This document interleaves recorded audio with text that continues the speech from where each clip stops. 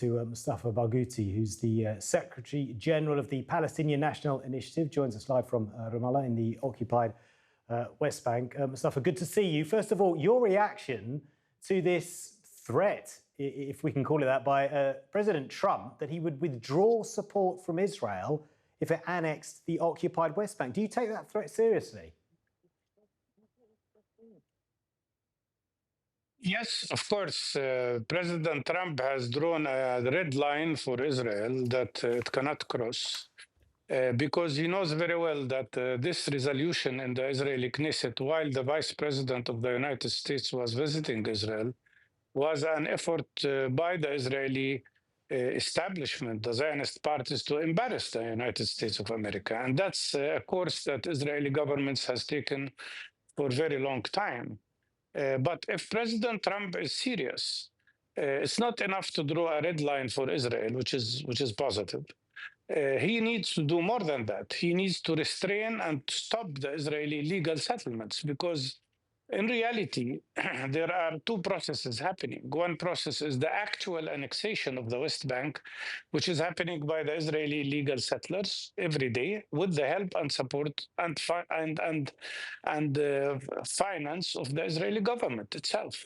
And then another legal process, which is what we've seen in the Israeli Knesset, legalizing not only annexation of the West Bank, but also legalizing annexation of specific settlements like Ramallah, Dumim.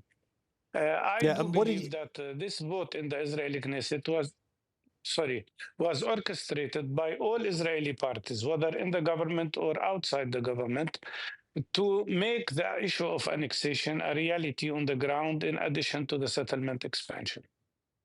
Yeah. So you don't believe Benjamin Netanyahu when he says that he called the move a deliberate political provocation by the opposition to sow discord? Do you think that he's willing to take on President Trump?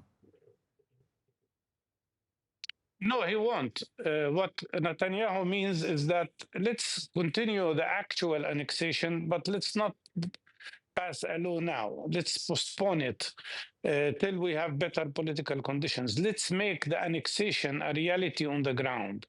And of course, that's what the Israeli government has done in the last 2 years. They've created 22 illegal more settlements, and they've created 111 military new outposts after they have legalized tens of other outposts. So and they also confiscated 16% of the West Bank.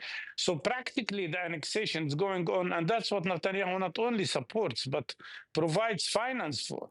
But he doesn't want the law now. He doesn't want a confrontation with President Trump. That's why he's trying to postpone this issue of legal systems, of legalization, what is really happening on the ground. That's why I say, if President Trump is serious, he should add to his opposition to passing a law of annexation, he should add to that stopping the Israeli legal settlements that are killing any last opportunity or potential for an independent Palestinian state.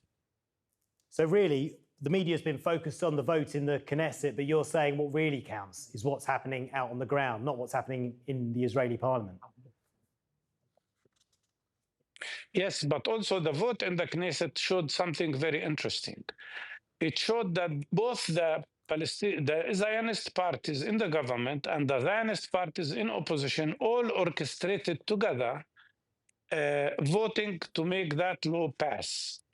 They cooperated either by attending or not attending the vote, but making sure that the vote gets the majority. That is the most dangerous thing. It tells you that with the exception of people who are Palestinians, Palestinian members of the Israeli Knesset, everybody else is supporting annexation, either total annexation or partial annexation.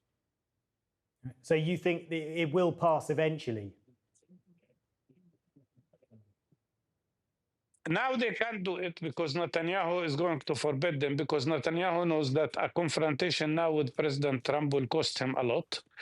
And what President Trump said today actually did not only draw a line for Netanyahu, but also it has revealed how weak Israel is. It is 100% and totally dependent on the United States of America.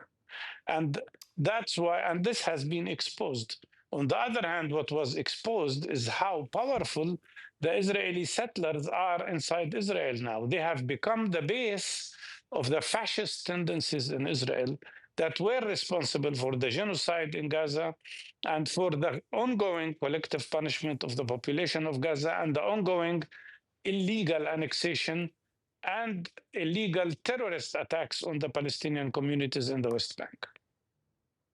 Mustafa, really good to get your thoughts on this. Thank you so much for joining us. Mustafa Barghouti, there, Secretary General of the Palestinian National Initiative.